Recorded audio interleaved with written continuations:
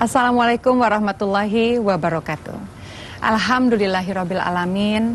Segala puji hanya milik Allah Rabbul Ijati, Tuhan seluruh sekalian alam, yang telah menurunkan kitabnya pada kita sebagai pedoman untuk hamba-hambanya.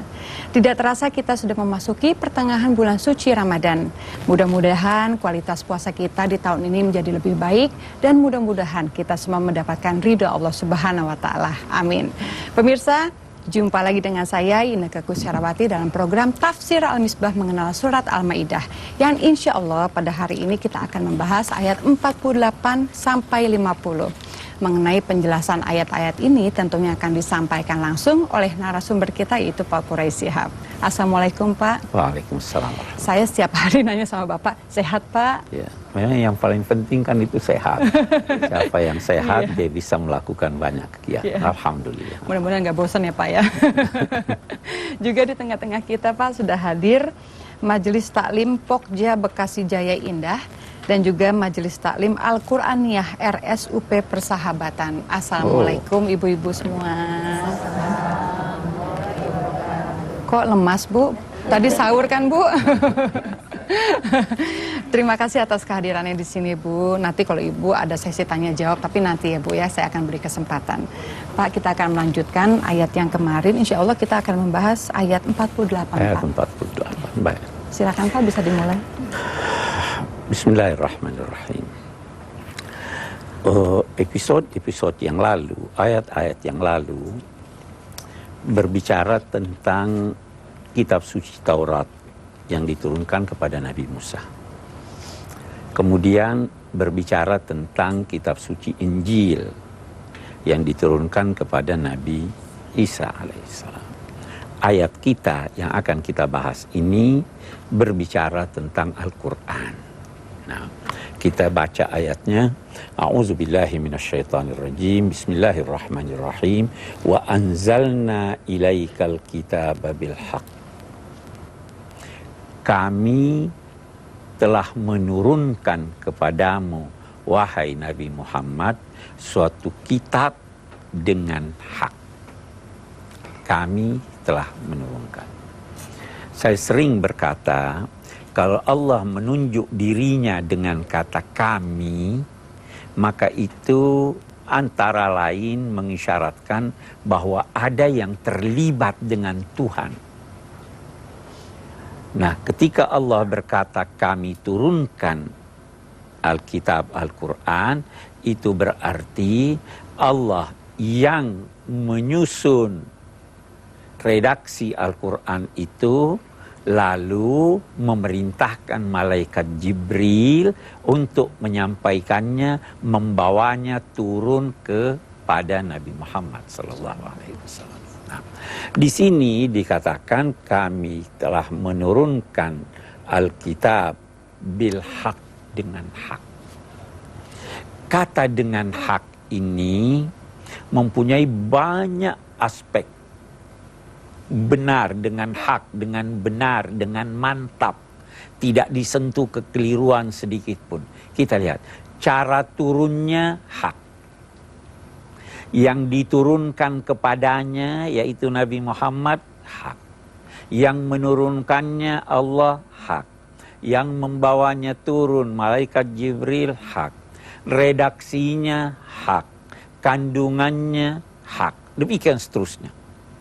Ini kitab yang segala aspeknya adalah hak, mantap. Kata hak itu juga berarti mantap, tidak berubah.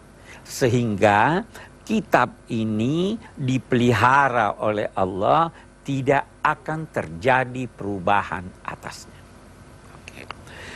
Lanjutannya mengatakan musaddiqan lima baina yadayhi minal kitab. Kitab Al-Quran ini membenarkan kandungan kitab-kitab yang diturunkan Allah sebelum Al-Quran. Allah menurunkan Taurat, Injil, Zabur, Allah ada memberikan kepada Nabi Ibrahim suhuf, kandungan dari kitab-kitab yang lalu itu dibenarkan oleh Al-Quran. Selama itu benar-benar kandungan kitab yang lalu. Nanti kita akan lihat apa makna membenarkannya. Kita baca dulu lanjutannya. Musaddiqan lima baina yadaihi minal kitab. Minal kitab. Kitab itu tunggal. Kalau kita mau berkata banyak kitab, itu dalam bahasa Al-Quran dinamai kutub. Kitab, tunggal, kutub. Sekarang yang kita sebut tadi, banyak kitab atau satu kitab aja? Al-Quran membenarkan banyak kitab atau satu kitab? Satu. Banyak dong, ada banyak. Taurat, ada Injil, ada Zabur. Mestinya dia katakan kutub. Ya. Iya. Tapi di sini dia katakan kitab. Kenapa? Untuk mengisyaratkan bahwa prinsip-prinsip yang ada dalam kitab-kitab yang lalu itu sama semuanya. Untuk mengisyaratkan bahwa sumbernya itu cuma satu, sama semuanya, yaitu dari Allah. Jadi kalau ada persamaan, persamaannya itu karena yang memberitahu sama. Saya bisa beritahu Mbak Yuneke ini begini, saya beritahu yang lain begini, saya beritahu lagi yang lain begini, ya kan? Apakah itu berarti yang lain yang beritahu itu menerima dari dia? Belum tentu. Sumbernya sama. Itu sebab dia katakan satu kitab untuk mengisyaratkan semua kitab itu bersumber dari sumber yang sama. Baru dia katakan wa muhaiminan. Muhaimin itu mempunyai banyak arti. Bisa berarti menyaksikan. Dia menyaksikan kitab-kitab itu. Nah, bisa berarti mengatasi kitab-kitab itu. Apa artinya mengatasi kitab itu? Dalam arti, kalau ada di dalam kitab-kitab itu yang berbeda dengan kitab Al-Quran, maka Al-Quran mengatasinya. Ini tidak jalan lagi. Saya mau beri contoh. Saya hari ini ke dokter, diberi obat. Obat A dan obat B makan 3 kali sehari. Minggu depan saya ke sana lagi, dia kasih obat yang lain. Saya bertanya, apakah obat yang minggu lalu salah, dokter? Tidak salah, dokter. Ya kan? Tetapi obat yang sekarang itu mengatasi yang lalu. Kamu tidak usah pakai lagi itu obat. Kamu sudah mulai sembuh. Nah, Al-Quran itu begitu. Dulu ada kitab-kitab suci ini, setelah datangnya dia mengatasi. Sehingga kalau ada yang berbeda di sini, oh itu kamu sudah tidak usah pakai. Keadaanmu sudah berbeda. Saya belikan baju anak saya umur 3 tahun. Udah deh, tidak usah kamu pakai lagi itu baju. Kamu sudah besar, ini gantinya. Saya kira itu. Baik. Pemirsa, kami akan melanjutkan kembali uraian surat Al-Maidah ayat 48 ini setelah pesan-pesan berikut. Pemirsa, terima kasih Anda masih bergabung dengan kami dalam program Tafsir Al-Misbah mengenal surat Al-Maidah yang pada hari ini kita sedang membahas ayat 48 dan insya Allah sampai ayat 50. Silakan Pak dilanjutkan. Insya Allah. Insya Allah. Baik, baru dilanjutkan di sini. Fahkum bainahum bima anzalallah. Karena itu berilah putusan sesuai apa yang diturunkan Allah kepada kamu, yakni Al-Quran. Dan ada pesan, wala tattabi ahwa'ahum. Jangan kamu mengikuti hawa nafsu mereka. Yang kita mau garis bawahi di sini. Kalau bukan hawa nafsu bisa diikuti atau tidak? Ada sekarang non-muslim punya pendapat bukan dari hawa nafsunya tapi dari akalnya yang sehat. Boleh diikuti atau tidak? Boleh. Kalau dia menemukan obat yang baik, masih mau pakai obat lama atau obat yang baik? Obat yang baik, karena itu bukan mengikuti hawa nafsu. Yang dilarang mengikuti hawa wa tattabi ahwa'ahum. amma ja'aka minal haq, sehingga kalau kamu mengikuti hawa nafsunya itu kamu teralihkan, kamu tidak mengikuti lagi apa yang hak yang datang dari Tuhan. Likullin ja'alna minkum syir'atan wa minhaja. Setiap kelompok, setiap umat di antara kamu, wahai umat manusia, kami telah beri jalan dan petunjuk ke jalan itu. Saya jelaskan. Kita lihat dulu. Syir'atan. Kalau syari' itu artinya jalan. Syir'ah itu artinya jalan menuju sumber air. Ada syariah, kita biasa dengar. Syariah. Syariah itu jalan menuju sumber air. Kita ini dalam hidup kita ini, jasmani kita ini, kalau tidak ada air kita mati. Ya. Nah, rohani kita juga perlu air. Ada jalan menuju sumber air itu. Air rohani kita itu agama. Itu diibaratkan dengan jalan. Nah, perlu enggak lampu lalu lintas? Kalau tidak ada tabrakan ya. Nah, ada lampu merah. Apa artinya lampu merah? Stop, tidak boleh jalan. Terus lampu kuning, hati-hati. Di agama ada juga lampu merahnya. Ada juga lampu kuningnya. Ada lampu hijaunya. Silahkan jalan. Itu syir'ah. Minhaja itu keterangan tentang jalan itu. Kau mau kemana? Ah, ini loh jalannya. Lewat sini, lewat sini.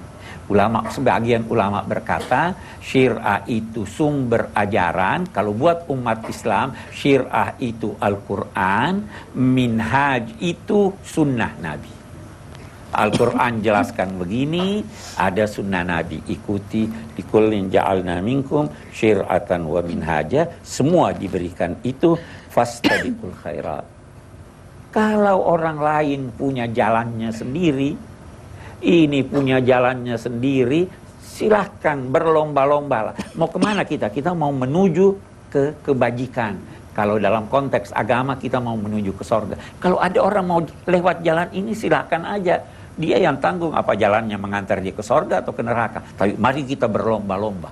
Walau sya'allahu laja'alakum ummatan wahidah. Kalau Allah menghendaki, dia bisa jadikan kamu satu umat saja, satu agama saja. Bisa enggak Allah menjadikan kita satu agama? Bisa. Bagaimana caranya? Caranya dia tidak beri kita akal. Dia tidak beri kita pilihan. Tapi sekarang Allah berkata, saya berikan kamu kemampuan memilih dan memilah. Silahkan pilih jalan yang mana yang kau mau ikut. Mau masuk Kristen? Silahkan. Mau masuk Yahudi? Silahkan. Mau enggak mau beragama? Silahkan. Mau ikuti Al-Quran? Silahkan. Tapi itu semua jalan, ada jalan ke neraka, ada jalan ke surga. Mari kita tidak usah bicarakan itu, mari kita berlomba-lomba dalam kebajikan. Apa kebajikan? Mari kita berlomba-lomba membangun negara. Mari kita berlomba-lomba membersihkan jalan. Semuanya kan setuju itu. Itu Allah jadikan kamu bermacam-macam itu untuk menguji kamu siapa yang memanfaatkan dengan baik apa yang dianugerahkan Allah kepadanya. Ilallahi marji'ukum jami'an fayunabbi'ukum bima kuntum takhtalifun. Nanti akhirnya kamu akan kembali kepada Allah, tidak kepada selainnya. Dia yang akan memberi putusan siapa yang benar, siapa yang salah. Kita kan sekarang ini beda toh. Islam benar atau Kristen yang benar? Masing-masing berkata kita yang benar. Oke deh, kita tidak usah persoalkan itu. Nanti kalau kita kembali kepada Allah, dia yang putuskan. Ini benar, ini salah. Boleh jadi juga dia berkata, dia masuk surga aja semuanya. Nah. Hak prerogatif Allah. Yeah. Oke. Kita lanjutkan. Wa anihkum bainahum bima anzalallah wa la tattabi ahwa'ahum wahdharhum ayyaftinuka an ba'di ma anzalallahu ilaik. Sekali lagi dikatakan di sini, jatuhkanlah putusan di antara mereka sesuai dengan apa yang diturunkan Allah. Jangan ikuti hawa nafsu mereka. Karena kalau kamu, dan hati-hatilah, jangan sampai mereka itu mengalihkan kamu sehingga tidak melaksanakan apa yang diturunkan Allah pada kamu. Nah, ini hati-hati. Saya ingin berkata begini. Islam itu suatu sistem yang menyeluruh. Dari yang sekecil-kecilnya sampai yang sebesar-besarnya dihubungkan dengan Allah. Saya mau beri contoh. Masuk kamar mandi dihubungkan dengan Allah atau tidak? Masuk kaki kiri ya. Baca doa ya. Baca. Dihubungkan dengan Allah. Ada satu lembar daun yang jatuh dihubungkan dengan Allah. Itu Allah tahu apa. Semua yang sekecil-kecilnya sampai yang sebesar-besarnya. Lihat itu rumput menghijau, takdir Allah. Dia kering, takdir Allah. Allah yang melakukan itu. Nah, sekarang ini ada orang-orang yang ingin mengalihkan kita dari sebahagian tuntunan Allah. Udah, nggak usah baca bismillah, nggak usah baca salawat, ya kan? Dia tidak ajak Anda untuk berkata, jangan percaya Tuhan. Dia masih suruh Anda, dia percaya Tuhan. Silahkan sholat. Tetapi yang kecil-kecil, Anda di sini hati-hatilah, jangan sampai mengalihkan kamu dari ajaran ini. Jangan sholat, udah nggak tren, mungkin gitu kali ya. Iya. Ya kan? Nggak keren gitu kali ya. Ini lebih bahaya kalau begitu. Jangan sampai, na'udzubillah ya Pak ya. Pemirsa, tetaplah bersama kami akan segera kembali lagi setelah pesan-pesan berikut. Pemirsa, Anda masih bersama kami dalam program Tafsir Al-Misbah mengenal surat Al-Maidah. Silakan dilanjutkan, Pak. Baik, jadi kita tadi sudah berkata ada pesan Allah kepada Nabi, otomatis juga kepada kita atau boleh jadi lebih-lebih kepada kita. Jangan sampai terperdaya oleh godaan orang-orang yang tidak mempercayai tuntunan Al-Quran dan Sunnah, sehingga dia mengalihkan kita dari ajaran agama kita. Saya katakan sekarang ini dia tidak melarang kita sholat, dia tidak melarang kita percaya pada Tuhan Yang Maha Esa, tapi dia alihkan kita dari hal-hal yang boleh jadi kelihatannya kecil-kecil, tetapi tanpa terasa itu memutus hubungan kita. Itu agama Islam itu seperti rantai. Sedikit aja dipotong boleh jadi di ujungnya, rantainya semuanya habis. Karena agama ini satu kesatuan yang utuh, kait berkait, sel-selnya itu kait berkait. Kalau diputus di sini, ujungnya, tengahnya, ininya, dia bakal putus semuanya. Itu pesan ini. Fa in tawallau fa'lam annama yuridullah ayyusibahum bi ba'dhi dzunubihim. Kalau orang-orang itu yang tidak mau mengikuti ajaran-ajaranmu wahai Nabi Muhammad, tidak mau memenuhi panggilan Al-Quran dan Sunnah, maka ketahuilah bahwa sebenarnya Allah menghendaki bahwa mereka itu ditimpa siksa Allah menyangkut sebahagian dari dosa mereka. Allah itu punya sistem. Yang melakukan ini begini, yang melakukan itu begini. Allah mau yang beriman saya kasih sorga, saya kasih ketenangan hidup. Yang melanggar saya jatuhi untuknya siksa, kegelisahan hidup dan neraka. Itu maunya Allah kan begitu.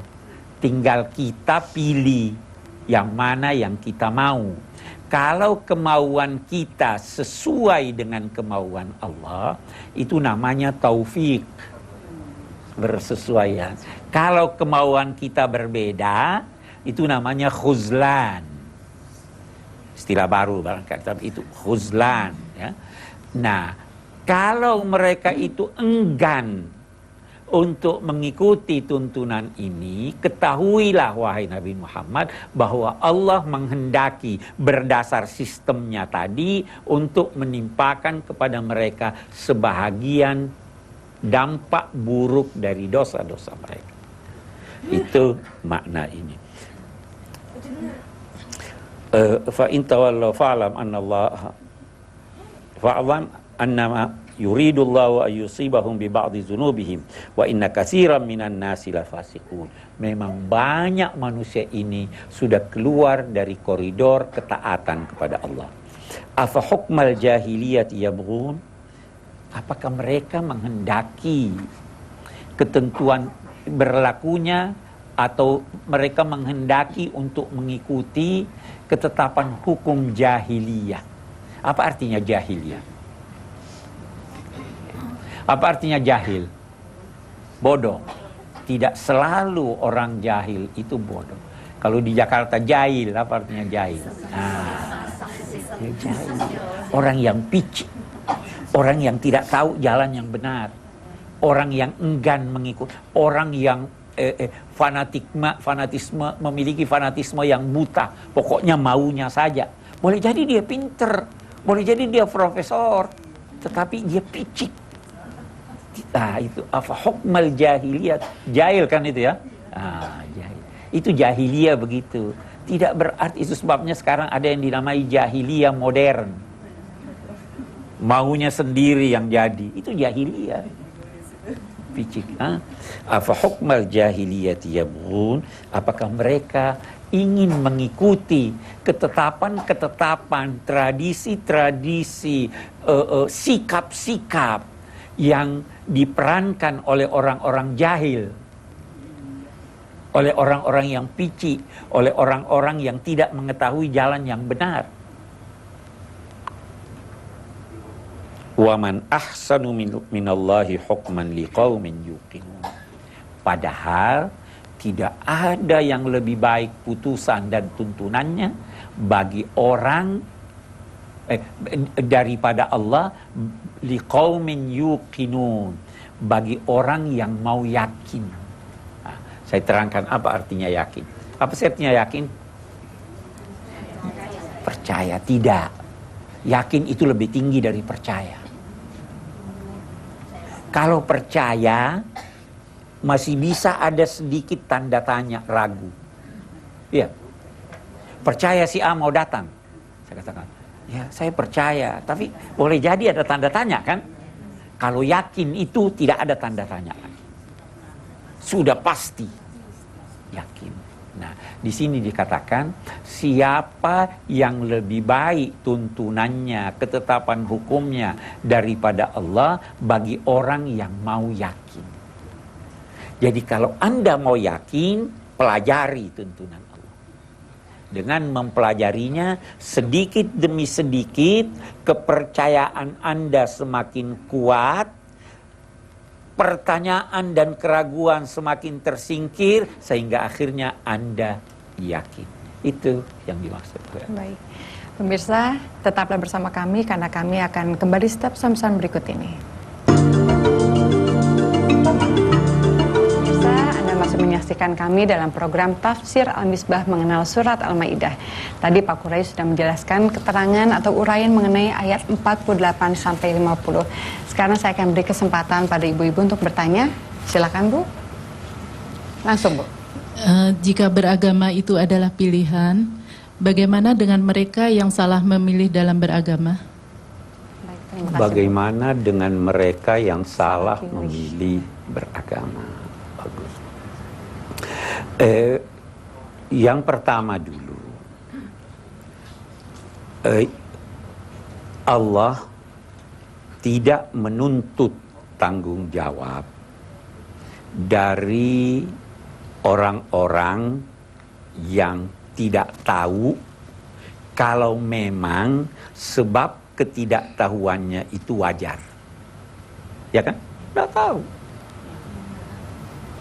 Ada orang di pedalaman itu, dia tidak tahu, dia tidak dengar. Itu satu.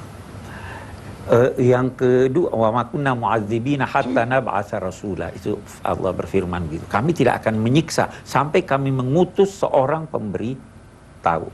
Rasul. Suruh kami. Yang kedua, yang salah itu bermacam-macam, Bu.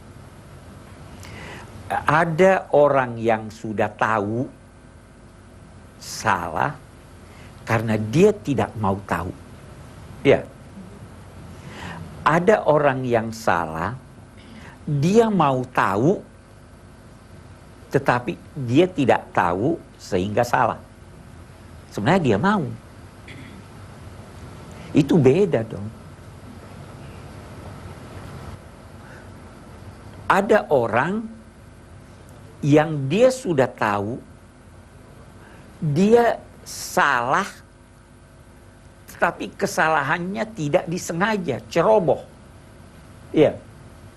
Jadi yang salah jalan ini bermacam-macam.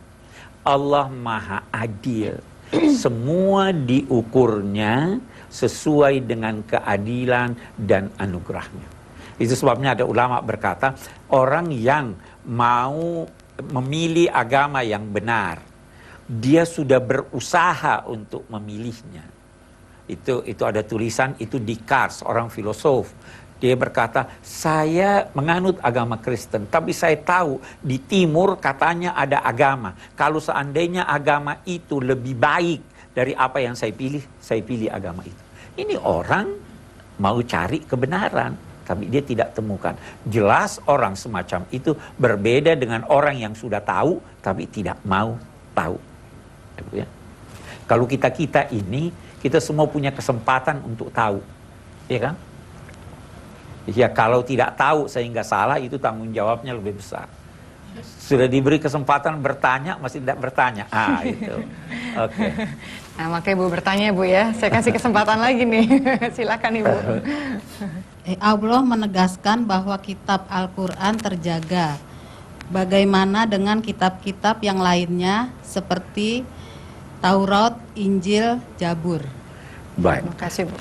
Kenyataannya dalam pandangan Islam dan kenyataan sejarah bahwa kitab Taurat, Injil, dan Zabur yang ada sekarang menurut pandangan Al-Quran itu sudah berubah atau mengalami perubahan. Itu berarti bahwa tidak ada jaminan Allah untuk terpeliharanya kitab-kitab itu. Seandainya ada, pasti tidak berubah. Tapi Al-Quran sendiri berkata, sudah berubah. Nah, Al-Quran dipelihara oleh Allah. Dinyatakannya, inna nahnu nazzalna zikra wa inna lahu lahafizun. Kami yang menurunkan Al-Quran dan kami yang memeliharanya. Coba lihat, dia katakan kami. Allah, ada keterlibatan kita. Kita mempelajarinya, terpelihara dia. Kita menghafalnya, ada yang hafal. Itu sebabnya, kalau ada orang salah baca Al-Quran, atau ada Quran ditulis salah, pasti ada yang membenarkan. Nah, pemeliharaannya itu ada yang tafsirkan, ada yang cetaknya dia perbaiki, ada CD, ada ini segala. Itu adalah bagian dari pemeliharaan Allah terhadap Al-Quran, sehingga dia tidak mungkin, sekali lagi tidak mungkin dia berubah. Apa yang disampaikan oleh Nabi tidak ada bedanya sedikit pun dengan apa yang kita baca sekarang di seluruh dunia. Tidak ada beda. Ya, baik. Silakan Ibu, pertanyaan berikutnya. Menurut hadis, Islam ada 73 golongan dan keseluruhannya masuk Islam. Bagaimana kalau orang Islam tersebut tidak menjalankan aturan-aturan agama yang diperintahkan oleh Allah atau melenceng keluar dari norma-norma yang diajarkan oleh Allah? Apakah sama dia dengan non-muslim? Sekian. Bagus sekali Ibu. Saya senang mendengar Ibu menyatakan Islam 73 golongan semua masuk surga. Kecuali satu. Ya, itu bunyi satu hadis. Ada orang yang balik itu. 73 golongan semua masuk neraka kecuali satu. Ya.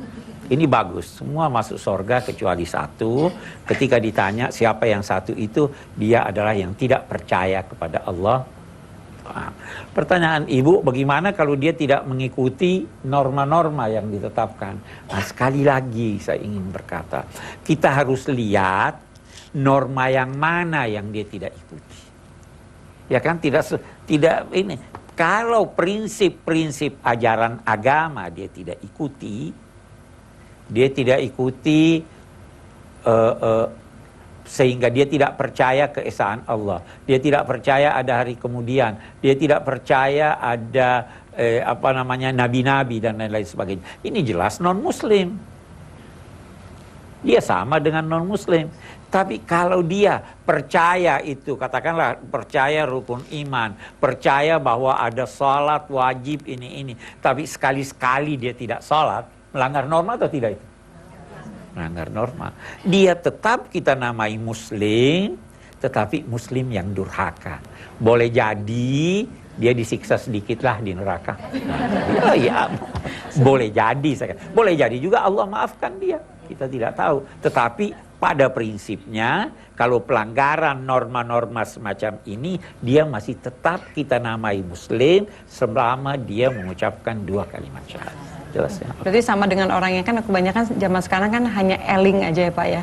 Percaya sama Allah, percaya sama Nabi, tapi hanya sebatas percaya hanya sebatas saja. itu melanggar norma. Tapi selama dia mengucapkan 2 kalimat syahadat, kita anggap dia muslim, tapi muslim durhaka. Ya. Baiklah, pemirsa, kami akan segera kembali lagi setelah pesan-pesan berikut ini tentunya. Pemirsa, Anda masih bersama kami dalam program Tafsir Al-Misbah mengenal Surat Al-Maidah. Dan sebelum kita mendengarkan kesimpulan dari Pak Quraish Shihab, saya akan berikan kesempatan pada ibu-ibu untuk bertanya lagi, supaya tidak penasaran Ibu. Silakan langsung Bu. Apakah ada perbedaan besar atau substansial antara kitab-kitab tersebut? Terima kasih. Iya, ada perbedaannya, ada juga persamaannya. Yang pertama, persamaannya itu semua sama dalam prinsip-prinsip ajaran agama. Semua mengajak kepada keesaan Allah, beribadah kepada Allah. Semua menyatakan harus percaya ada hari kemudian, percaya ada Nabi. Semua mengajarkan salat, puasa, zakat, haji. Semua sama mengajarkan budi pekerti yang luhur. Hormat pada orang tua, jangan bohong, jangan berakhlak. Tetapi dalam rinciannya itu bisa berbeda. Puasa kita umat Islam beda dengan puasanya orang Nasrani. Cara sholat kita, kiblat kita beda dengan Yahudi, beda dengan Nasrani. Nah itu perbedaannya di situ. Yang kedua, Al-Quran mukjizat dalam arti semua manusia dan jin ditantang sampai hari kiamat untuk membuat semacam Al-Quran, dan tidak ada satupun yang mampu membuatnya. Karena dia menjadi bukti kebenaran Nabi Muhammad. Kitab-kitab suci yang lain tidak dijadikan Tuhan sebagai mukjizat. Tetapi mukjizat nabi-nabi lain itu berbentuk hal-hal yang bersifat material. Tongkatnya Nabi Musa, si Nabi Ibrahim tidak terbakar. Sehingga sifat mukjizat mereka itu terbatas sampai pada waktu nabinya hidup. Kalau Al-Quran, mukjizatnya langgeng sampai hari kiamat. Yang ketiga, bisa kita masukkan juga, banyak sekali Bu sebenarnya kalau kita mau rinci perbedaannya. Tadi saya sudah kemukakan, Al-Quran terpelihara dan yang itu tidak terpelihara. Saya kira itu. Al-Quran tadi Allah menjelaskan Allah sendiri yang memelihara Al-Quran itu. Allah sendiri yang memelihara Al-Quran, betul. Baiklah, silakan Ibu pertanyaan berikutnya. Penjelasan Bapak tadi mengesankan bahwa dalam memahami Al-Quran terjadi banyak perbedaan Bapak. Bagaimana sikap kita Pak menyikapi dalam perbedaan tersebut? Terima kasih. Kalau kepada Ibu disodorkan teh, kopi, Coca-Cola, Ibu bingung, ambil. Kalau bingung, ini bagaimana? Tanya orang. Yang ibu tanya orang yang terpercaya, yang ibu percaya. Nah, begitulah kira-kira. Ada berkata begini, ada berkata begini, ada berkata begini. Bingung nih. Tanya orang yang terpercaya. Ini apa buat saya yang paling baik? Kalau ibu percaya dia, ikuti dia. Kalau semua dipercaya, misalkan semuanya ini kiai, ini kiai, ini kiai, ini semua orang-orang baik. Tanya hati ibu. Oh ini beragama itu hati, Bu. Nah, sambil demikian jangan persalahkan yang lain. Yang pilih teh jangan persalahkan yang milih kopi. Ya kan? Yang milik selama itu dihidangkan. Kalau tidak dihidangkan, jangan masuk ke rumah ambil di kulkas saya. Tidak dihidangkan kok. Ya kan, Bu? Ya begitu. Baiklah Pak, kita sampai pada kesimpulannya. Kita mau menyimpulkan ayat kita ini. Ayat kita ini kesimpulannya barangkali yang pertama yang kita ingin garis bawahi, bahwa Allah menurunkan kitab-kitab suci dan Al-Quran yang diturunkannya membawa hak kebenaran serta mengatasi kitab-kitab suci itu sehingga Al-Quran menjadi rujukan. Yang kedua, Al-Quran mengatasi kitab-kitab suci itu sehingga kalau ada yang bertentangan dengan Al-Quran dari kandungan kitab-kitab suci itu, maka yang digunakan adalah Al-Quran. Itu yang kedua. Yang selanjutnya, ayat kita ini memperingatkan agar supaya jangan terpengaruh dengan ulah orang-orang yang ingin memalingkan kita dari tuntunan Al-Quran. Ulah mereka itu boleh jadi pada hal-hal kecil, tetapi kalau itu berlanjut, itu bisa sangat berbahaya. Jangan biarkan anak kecil main korek. Ya kan? Bisa terjadi kebakaran besar. Yang ketiga, Allah memberikan kepada masing-masing umat ini tuntunannya, karena kalau Allah menghendaki, dia bisa jadikan semua manusia percaya kepadanya hanya dengan satu syariat, tapi Allah tidak menghendaki itu karena Allah memberikan kepada manusia kemampuan memilih dan memilah. Dan karena kita tidak bisa menentukan di dunia ini secara pasti dan bisa diterima oleh semua orang mana agama yang benar, buat kita umat Islam, agama kita benar, buat itu tidak benar. Mau sepakat tidak bisa. Nah, maka sebaiknya kita tidak usah cari bersama mana yang benar, karena masing-masing akan mempertahankan, kembalikan saja kepada Allah, nanti di hari kemudian Allah yang menentukan. Dan di dunia ini kita berlomba-lomba untuk melakukan kebajikan. Yang terakhir barangkali yang kita ingin katakan, bahwa mereka yang enggan mengikuti tuntunan Allah dan Rasulnya, itu sebenarnya berarti mereka memberikan peluang bagi Allah untuk menjatuhkan siksa kepada mereka. Mereka itu menghendaki terlaksananya, terciptanya ketetapan-ketetapan dan sikap-sikap picik. Padahal Al-Quran, Allah menghendaki orang bersikap luas pandangannya, luas wawasannya, penuh toleransi dan selalu mengarah kepada kebaikan. Saya kira itu. Baik, terima kasih Pak Quraisy Shihab. Ibu-ibu, terima kasih sudah hadir di sini. Pemirsa, demikianlah pembahasan ayat suci Al-Quran yang sudah dijelaskan secara rinci oleh Pak Quraisy Shihab. Semoga melalui pertemuan kita kali ini kita semakin yakin akan Al-Quran dan menjadikan Al-Quran sebagai pedoman hidup kita. Dan juga jauhkan hawa nafsu yang hanya akan menjauhkan kita dari Allah Subhanahu wa Ta'ala. Insya Allah kita akan berjumpa lagi di episode-episode mendatang. Saya Inneke Koesherawati, selamat menjalankan ibadah puasa. Wabillahi taufiq wal hidayah. Wassalamualaikum warahmatullahi wabarakatuh.